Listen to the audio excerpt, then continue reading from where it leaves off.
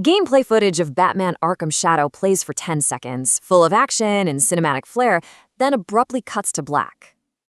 Yeah, about that sequel, it's never coming. It's actually been canceled. And this is the wild story of how a huge award-winning VR hit got, well, executed by its own publisher. We're going to break down exactly why this happened, and more importantly, what it means for every single person who owns a Quest 3. All right, so to really get what went down, we kind of have to go back to the scene of the crime. I'm talking about the shocking cancellation of a game that was a certified hit. I mean, a game that did everything right. So look at this. This isn't a timeline of a game that failed. No way. It's the timeline of a massive, massive success. Batman Arkham Shadow was a true blockbuster. It crushed 1 million players, blew right past all of Meta's own internal sales goals, and oh yeah, it was crowned the best VR game of the entire year. And then, right at the absolute peak of its success, they killed it. Just like that. You can imagine this sent total shockwaves through the industry.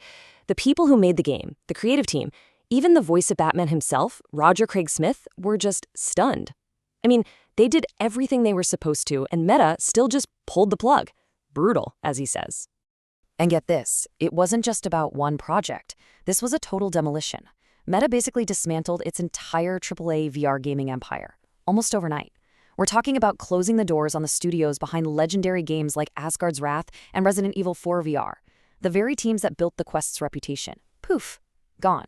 Okay, so this brings us to the big question, right? Why? Why would you kill your most successful projects, your most talented studios? Well, to find the motive, like always, you just gotta follow the money. Check this out. This was the operating loss for Meta's Reality Labs division in 2025. Just 1 year, $19.2 billion. I mean, that's a number so big, it's honestly hard to even wrap your head around. And that's just 1 year. It's on top of total losses that have now passed $70 billion since 2020. I mean, wow, that's got to be one of the most expensive bets in the entire history of the tech industry. For Meta, the metaverse wasn't just a leaky faucet, it was like a fire hose of cash just burning away. This chart, this really tells you everything you need to know.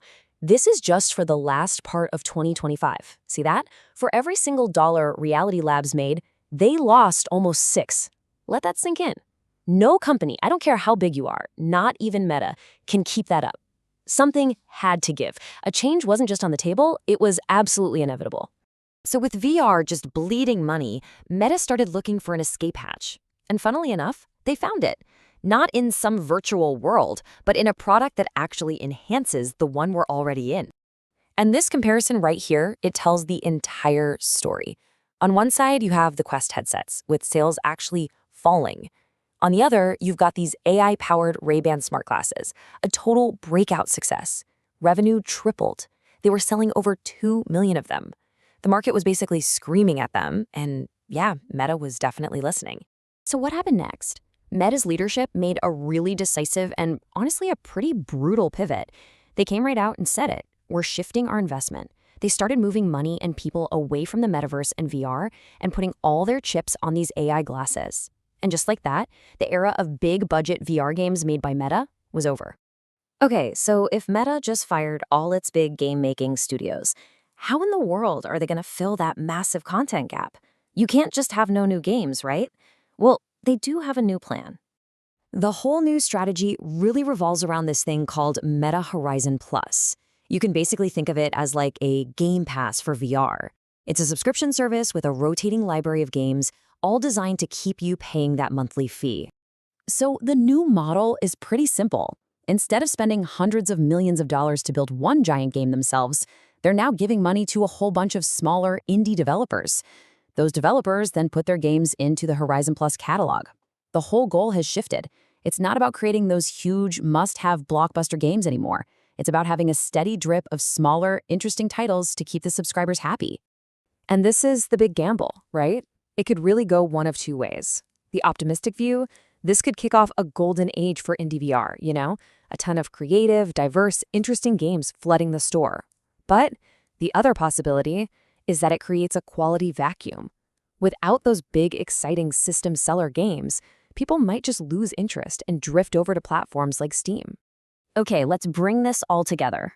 We've laid out all the evidence. What does this actually mean for you if you own a Quest 3 or if you're maybe thinking about buying one? This really is the million-dollar question, isn't it? After everything we've seen, after this huge pivot from Meta, is the Quest 3 still a smart buy? Should you invest in this ecosystem? Well, let's start with the good news.